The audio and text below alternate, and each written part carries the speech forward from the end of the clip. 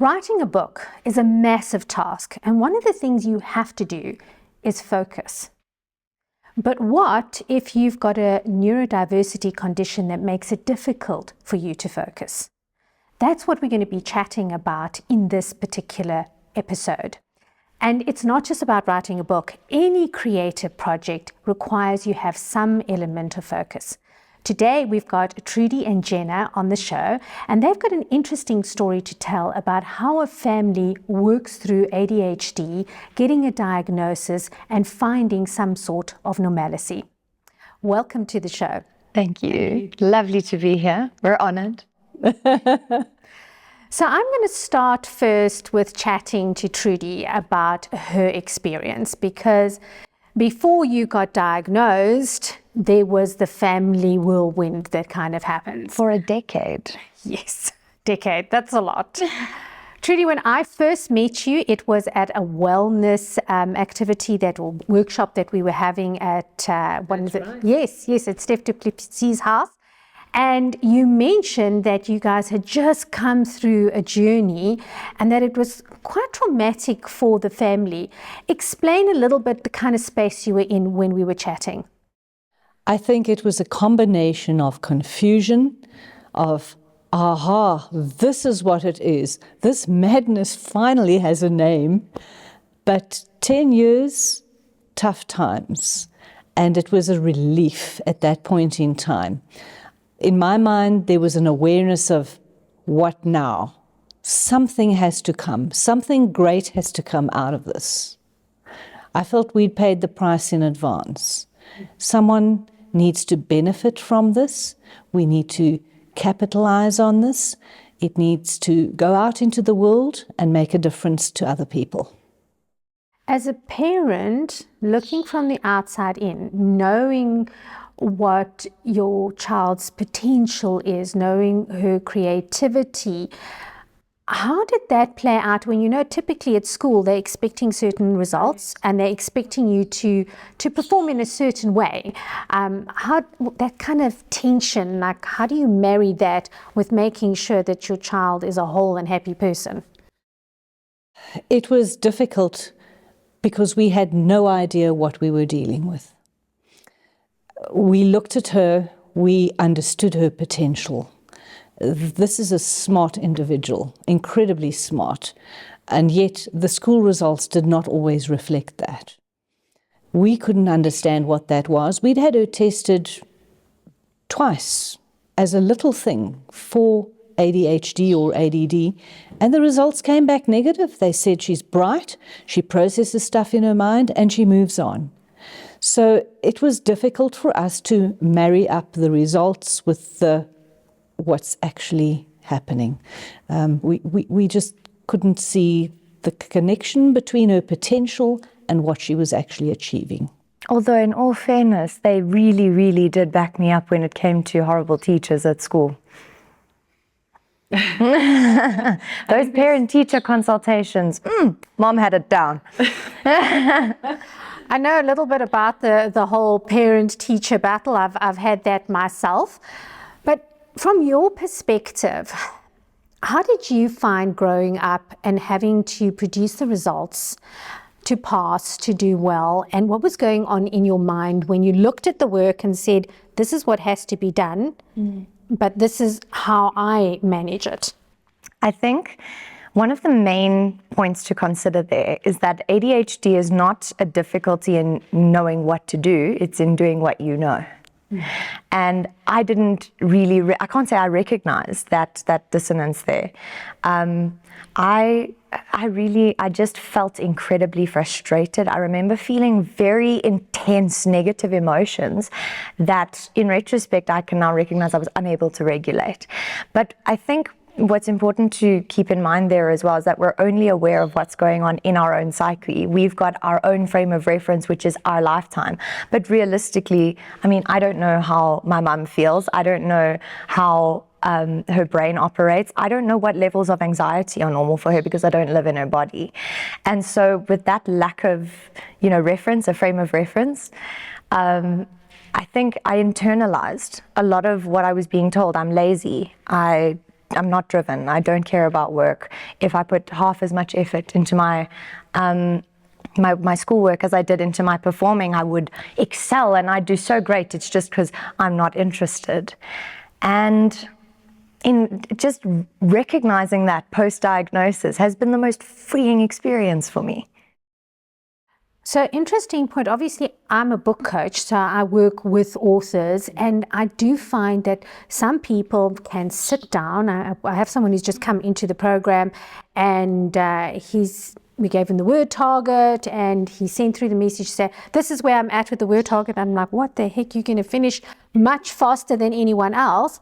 And then I've got other authors that are creatively brilliant. When you look at their work, the quality of the work is immaculate, but they struggle to focus, finish the task, sit down. To see it through. Yes, and they change directions. Like, one day it's like, this is what I'm going to be doing. No, this is what I'm going to be doing. And then they start taking on all of these extra projects. So how does that play out? If you were to turn back the clock and you were to say, magically, my family would know how to support me, what would that look like? I think the biggest thing is that it would look like vulnerability. That's how it would look in my mum and dad. It would look like, I think my dad might see it as perceived weakness even. But there's a lot of power in having that vulnerability with your kids in saying, like, I'm human, I made a mistake here, I messed up, I'm sorry about that, how can we do this better next time? Because I think one of the things we've been discussing recently is how grace shown is grace given. We learn from that modeling, and it's not from being told that we need to show one another grace, it's by being given grace that we learn how to give grace. That's a beautiful perspective.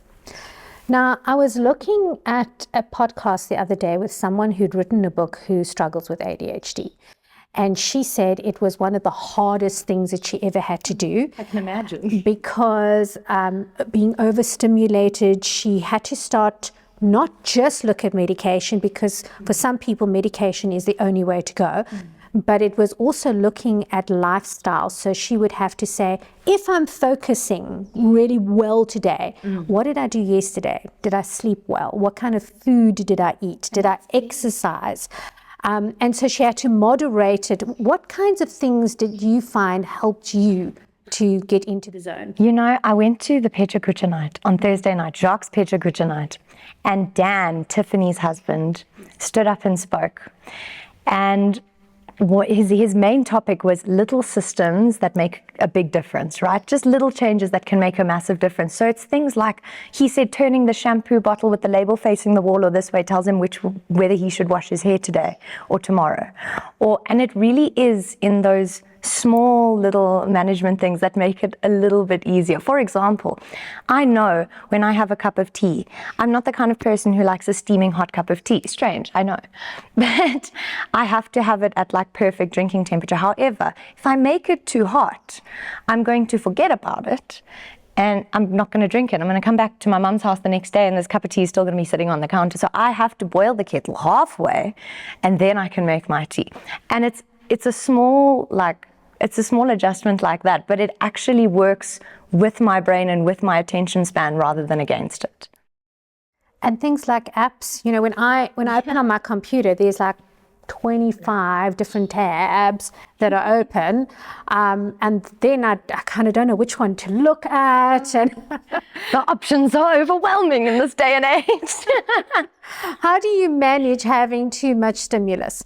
I think I roll with it. I've given up on fighting it, and now I just kind of flit from one tab to the next as I remember things that I have to do, and then I complete little tasks as I go. I know that I'm not going to be able to sit down and do one thing all the way through, but if I have one project with lots of little things that I need to focus on, the picture eventually comes together in a beautiful detail that I don't think would be otherwise possible. Interesting. Yeah.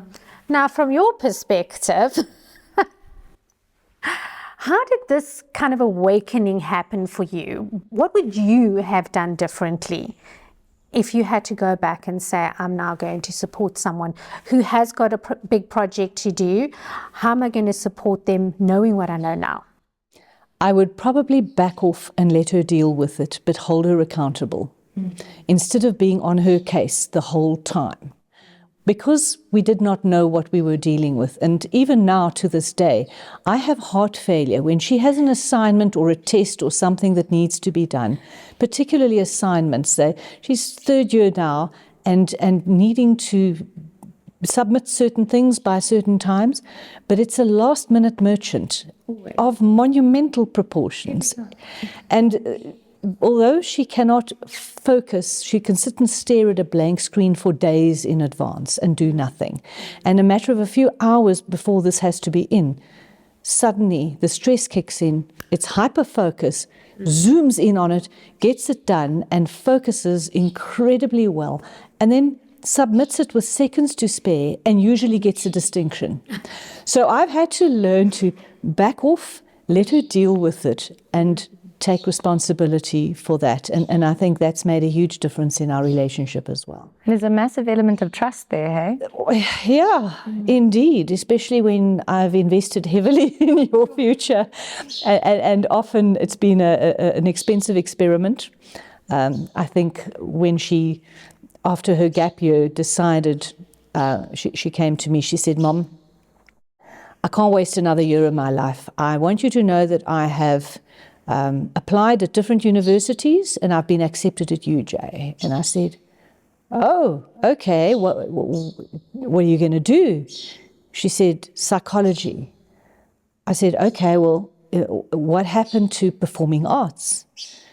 She said, it's COVID, Ma. How many performing artists can you see that can pay their bills? She says, there's something wrong here. And if I can figure out how to live, I can help other people with the same condition to live. I love that because I hear a book in that. Yeah.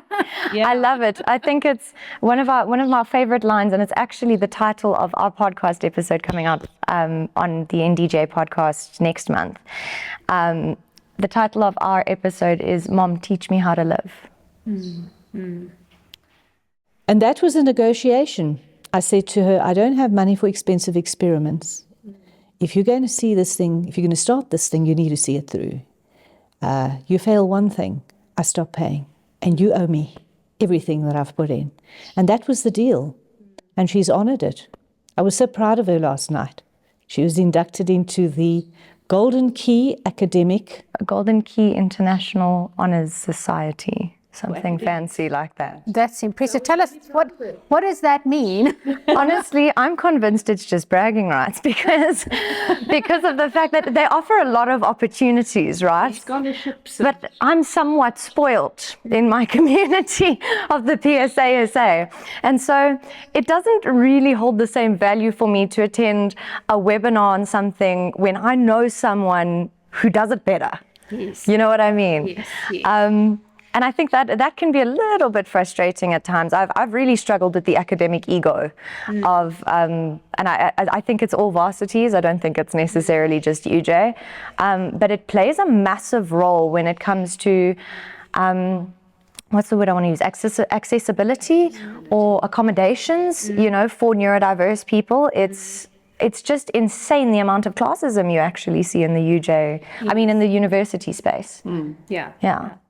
So I actually do have a client who works with children who have struggled to fit into mainstream school, and a lot of what you're saying is absolutely true, that if it's not done academically the way that we are structured to understand, then people say, okay, well, there must be something wrong here.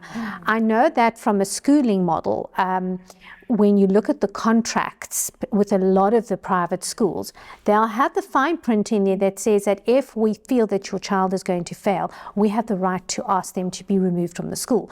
So when you look at the statistics, and they, you know, when they're saying we've got a 100% pass rate and that kind of thing, you're thinking to yourself, well, it's skewed in your favor. Yes. Because what about the children that are struggling? I know with my daughter, she struggled with maths for a time period.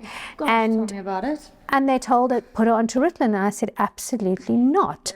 I'll find someone that will help her with her mathematics, someone that will be supportive to the way that she thinks. Because also, very intelligent, but when the stress levels go up, then sometimes the knowledge seems to like find a different path and you have to pull it in again. Right. And it was more about managing the state than working on her intelligence. Or the symptoms necessarily. And it's so dangerous. I think a lot of psychiatrists, a lot of medical professionals in this day and age will so quickly prescribe Ritalin, Concerta, Me, for example, if I end up on Concerta or Ritalin, I will want to climb out of my own skin because I have a social anxiety aspect to my condition, a comorbidity to it, which means that I have to be on a medication that isn't a stimulant. But if I wasn't with a psychiatrist who could pick that up in me, can you imagine how much longer this journey could have been? And initially we weren't. We were initially, Jenna was being treated by a specialist psychiatrist. Oh, I didn't like him at all.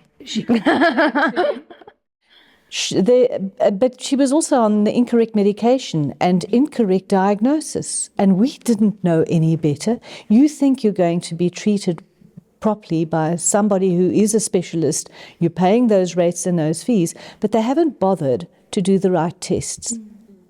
And when she eventually took the initiative to have herself tested by doing a QEEG where you can describe this better. Alien probe style. Okay. Electrodes attached to different parts of your where they your measure head. the activity of the brain under different circumstances. We would never have picked up that was an incorrect diagnosis and that she was on the incorrect medication. We just knew that this was not working. What was the original diagnosis? Borderline personality disorder. Difficult one to stomach, for sure. You see, there's the element of emotional dysregulation, which is prevalent in many different conditions, including bipolar.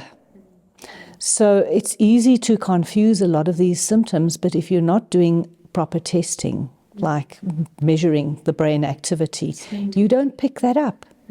And that is fairly recent technology. It didn't exist when she was a little one, so there's no wonder that they couldn't identify it at that age.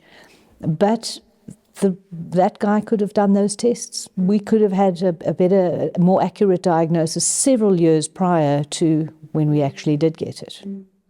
You know, it makes me think of, now this wasn't a neurodiversity issue, but it was a misdiagnosis issue. When I was growing up and I was in high school, my grandparents came to live with us. And we honestly thought that my grandmother had dementia. The symptoms and the things that she was doing, it was almost impossible to have a conversation with her. The moods were all over the place. It was really, really difficult. And eventually it got to a stage where we had to institutionalize her. There was a decision that my mother made. And for a few weeks after she'd been into this institution, she would phone and she would just say, "Mommy." That was the only word that she would say. My mom would come to the phone, they would have a 2-minute conversation, and that was the end of the conversation. And then the institution contacted my mother and they said that your mother is a chemical dependent.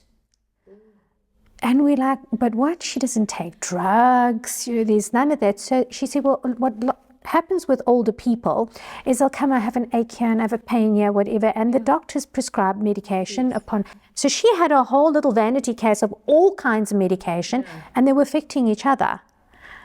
So what they did is they did a full checkup on her and they said, these are the medications you need to keep you alive. They chucked all the rest and then they worked on a kind of a placebo effect. They gave her high levels of vitamins and they told her that these medications were alternatives to the ones that she was taking. Within a few months, the phone rang. I picked up the phone and she said, "Hi, Kimmy, isn't this round about time that you should be writing your exams?" Wow. And who is this lady and what did you do with my grandmother? So it was such a big thing and it made me realize that so many doctors, they might be overworked or what it is, but they just don't care enough to find out what the underlying cause really is. No, absolutely. There's an element to that where it's, hang on. Sorry, squirrel, my brain went. And that's what happens. That is called mental paralysis. And from overwhelm and dealing with too many thoughts at the same time. And it happens on an ongoing basis. I'll let you know when I remember. As I understand, sometimes I'll have a conversation with my husband and then he's like, okay, fine. And then I'll talk about this. And then he gives me this look and he says, but were we just talking about that? I'm like, no, I've moved on. No, we've moved on. That's over. That's in the past. But this happens frequently, and it's a typical ADHD symptom where mid-thought, suddenly blank, complete blank. It's a form of paralysis, and I understand that now. Previously, it would drive me absolutely stark raving mad. Yes. Can you not finish your sentence? And she can't remember where she was, and that's typical. Yes. I think it's also with that side of things, it's incredibly repetitive. So a lot of people, empathize and they say, "Oh, that happens to me all the time," and I sit there and I go, "Screw you." Yes. Because it happens to me 8 times in an hour. You know what I mean? Yes. So how do you manage it? Do you write down lists, and as thoughts pop up, do you record them in some way? I try to keep to-do lists with the important things, and I use alarms and reminders on my phone. My calendar is my best friend. Calendar alerts. It's amazing. And color-coded things. I love my colors. Yes. So I love my highlighters and my gel pens, and I get so creative with it, and I love to do that in my schoolwork as well. Yes. Because if something looks aesthetically pleasing to me, my brain is going to suck it up a lot more easily. Yes. That's interesting. So if you were to give advice to a writer and you were to say, okay, you've got all of these things on the go and you now want to create a structure because you've got theses and projects and things you've got to do. So it still is, you do need an element of this is the end result. Yes. What advice would you give to them as thoughts come up for the things that they want to write? I think one of the biggest things that we struggle with is that motivation to see it like all the way through, right? And to see a thought process all the way through. So one of the best things that I've found, and ChatGPT, AI, is just amazing for this, creating a structure for the entirety of it, and you can always adjust it, you can always change it, you can do what you want with it, but it provides that motivation of, I want to get to that finish line and I can see it tangibly. Yes. That's really, really useful to me. Just making the rewards that I experience a lot more tangible works like a charm. What I find also is very helpful to me, because I write my books in different sections of chapters. So sometimes authors will come through and they'll say, this is my outline, I have created it and I'm going to write the book. And so rigid. And yes, and then I look at that, I'm like, wonderful. Then I have to adjust to working through that process with them. Yeah. But generally what I will do is I'll write a chapter, which might actually be at the end or it might be there, and then I name the chapter based on what's inside the chapter. So I won't say chapter 1, I will say the day that Trudi and Jenna came up to see me. That will be the name of the chapter, so that when I need to revisit, I can find straight away, oh yes, that's what it's about. And then I change the chapter names when I'm ready to publish, but that kind of helps me to keep all of those thoughts and structures. I mean, I have killed off someone in a book and they haven't even arrived at the scene yet. So I've got to, like, okay, they did there, but now I have to now bring them into the scene. So it can be like all over the place, and that's and that's the only way that I can make sure that it works. There, another thought. I remember what I wanted to say. So in the academic space, and you often find in the medical space as well. Did you lose it again? We are devoid of emotion. Okay. And it's partially because in this professional space, a lot of the time people expect you to, take the personal out of it, depersonalize it, your stuff stays there, and here you're at the company and you're working for the company. That does not work on any level. Yes. As human beings, that doesn't work. You cannot conduct business devoid of emotion. Exactly. Yes. And it comes in with bringing some humanity and some connection into your business. That's where your power really lies, I think, and in your book and in your writing, right? Yes. It's quite true, because, many years ago I did a a course with a hospital that I worked with called psychoneurological immunology. Oh, wow. Using your brain to kind of heal yourself. And the guy who devised it was a neurosurgeon. And when we were speaking about disease and death and that kind of thing, you know, sometimes when an older person dies, and then their spouse dies very, very soon afterwards, what he was saying is that happens when you create islands of interaction. So there is the work, there's the gym, there's whatever, and there's nothing that relates together. So he said a simple thing like having your family's photograph on your desk can actually help with that. You need to have another purpose other than just your spouse, just your kids, but they have to be integrated in some way so that when one falls out, you still have an easier flow to go through. So from a health perspective, it is really damaging to not have that connection for the different aspects of your life. Absolutely. I think it also means your core confidence ends up resting. It's why you saw bankers throwing themselves off of buildings in the Wall Street crash, because their core confidence lay in their careers.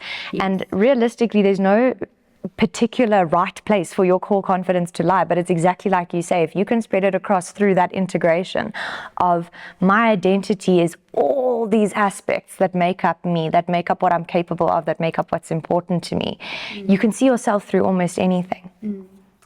Now, Trudi, you do a lot of training, and going through this process, how has that equipped you to be a better trainer? Well, the connection aspect, exactly what Jenna just mentioned now. And I would like to think that it's always been there.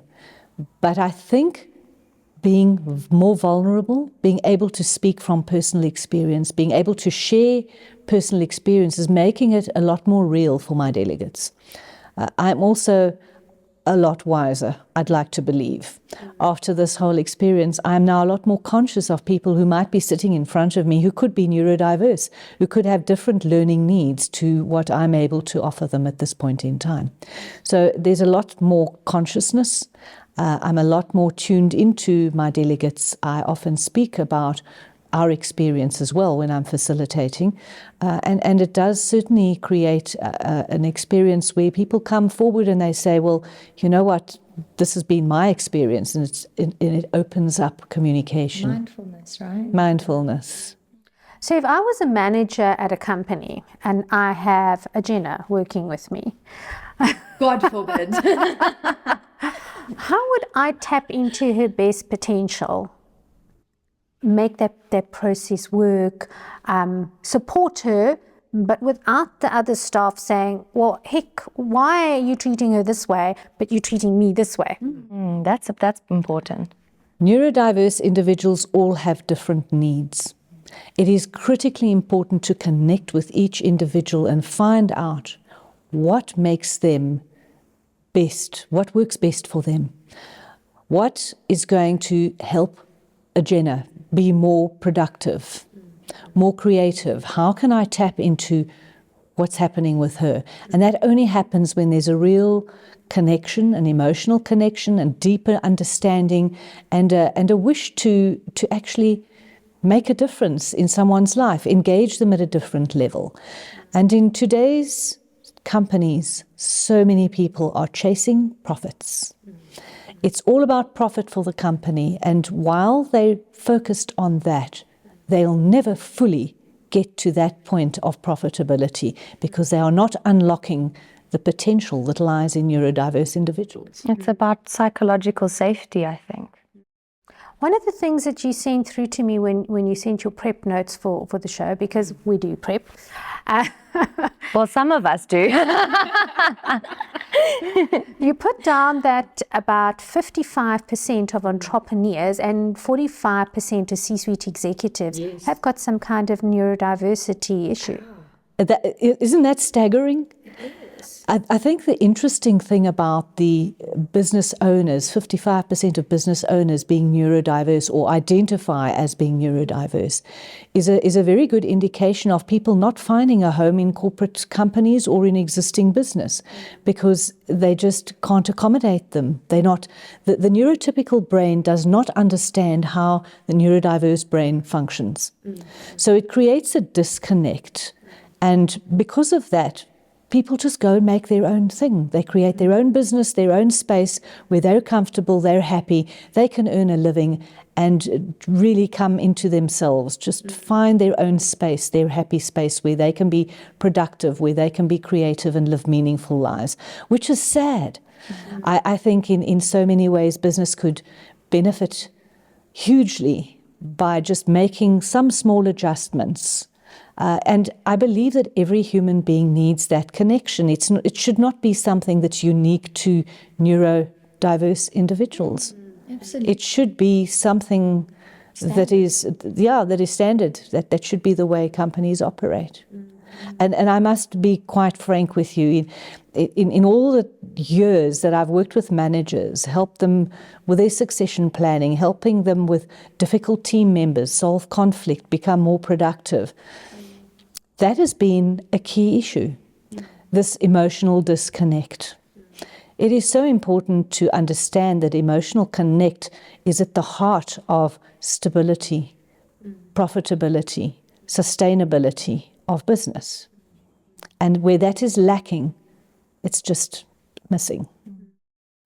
The important elements are, the reason that I asked you that question is because a lot of the clients that I have who come to me with book coaching are either entrepreneurs or they are C-suite executives. And so putting this project on top can be overwhelming for them. One of my clients once said to me, I feel like I'm drinking out of a fire hydrant. I know that was self-imposed because he is a C-suite for a multinational, but then he's also starting a bottling company, and then his wife was starting a salon, and he's writing a book, and there are these projects all over the place. Side hustles. That is so neurodiverse. So neurodiverse. So I completely get that. Yeah, I'm in that kind of space myself. I find that there's certain things that help me a lot. So when I paid for a professional level of Calendar, that took care of something very important for me, because managing a diary actually filled me with so much anxiety that I would wake up in the morning panicking. What do I have today? Have I forgotten the thing that I'm supposed to be doing? And have I written it in? Yeah, I was constantly in this state of overwhelm. So once I understood how Calendar worked and I could block out certain times, I would say, these days are my days. I choose to do, if it's writing my book or doing it, those are my days. Clients do not have that space. And I originally felt, maybe they're going to think, flip, I can never get hold of this woman. Why can't I have an appointment on this day or that time? But that was all in my own mind, because once I said, here's a Calendar link, and I put it down, I settled it in my spirit, they just filled in. Yeah. My only problem was, the one thing I just realized is that if you put something onto Google Calendar, it doesn't automatically show as busy. Even though it's a task, it will say free unless you click on busy. So I had double bookings at a recent book launch, and I had to apologize and say, this is what's happened. So I have had to learn tech in a different way to help me kind of manage my state. What do you use? What kind of tools do you use? Oh, Canva's my best friend. Canva is my best friend. I have a pro account on Canva, and I use it for literally everything, down to video editing. Those templates are phenomenal for advertising and for marketing purposes. But my website was designed on Canva, and it does have limitations, but so do I. I'm not as tech savvy as I should be for my age, and it's actually shameful considering that I used to work for the iStore for like a year and a half, and I work on a Mac. But I find that the systems are so user-friendly. They're slightly different, I think, to the Windows or what people are used to. So it does take learning the system, but what you can do with it, the capacity that it holds, is just, it's amazing. You can get so creative, and it really, really lights my fire, gets me going. It's very creative, and I think Canva addresses that. Yes. You're doing an advert for Canva here. And of course you can schedule so many different things in it. So we want royalties, Canva.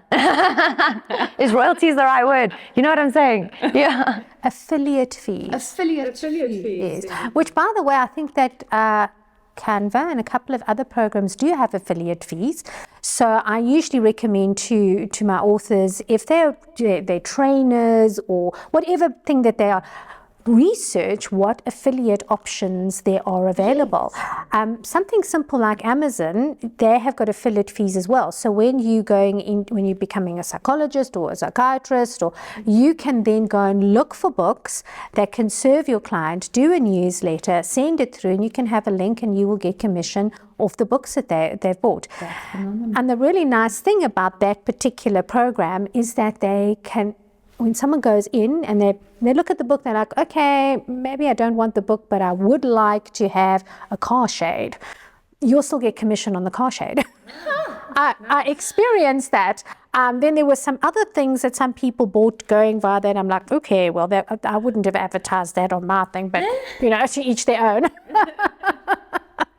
So you can definitely start working on your income from that perspective. And I think that Canva has got templates that you can design and you can sell those templates. Really? Yeah.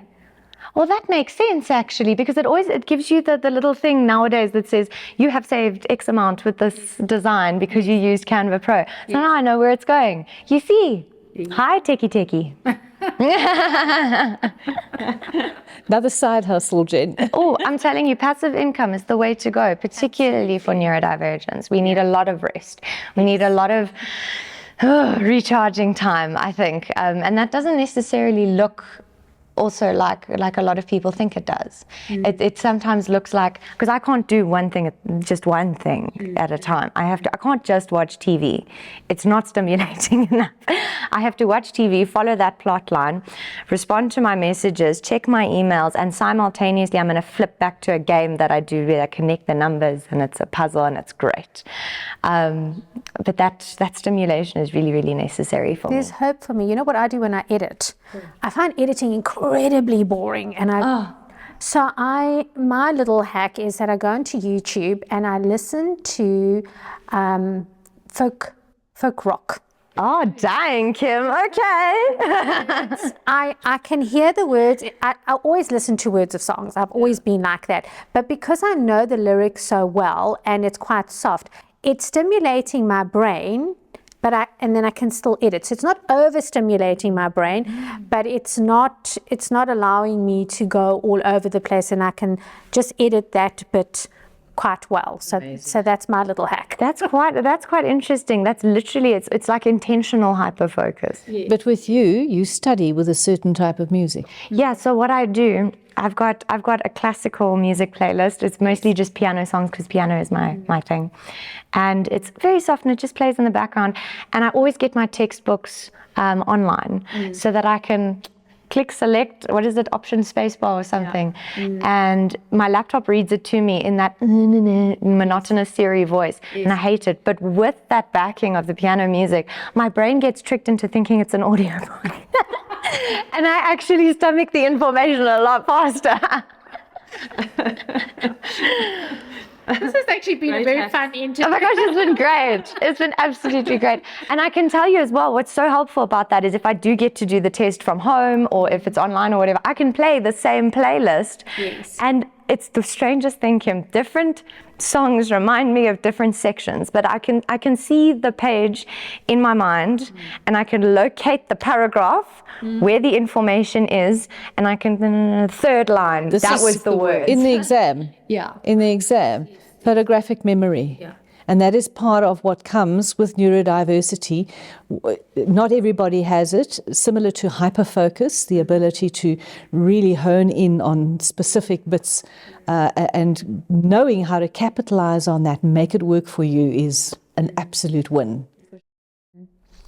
Gosh, I feel terrible to have to say that the interview needs to come to a close because I could be here the whole day. It's so fascinating. But I want to say thank you very, very much for coming on to the show and coming together as a mother and a daughter, because as I say, books are not really written in isolation. We do need family members to understand what we're going through, how to support us. It's a massive part of it. Yes. And in any creative project. So those people who are parents, this show is for you. Those people who are managers, this show is for you. If you're writing a book, this show is for you. Just this show is for you.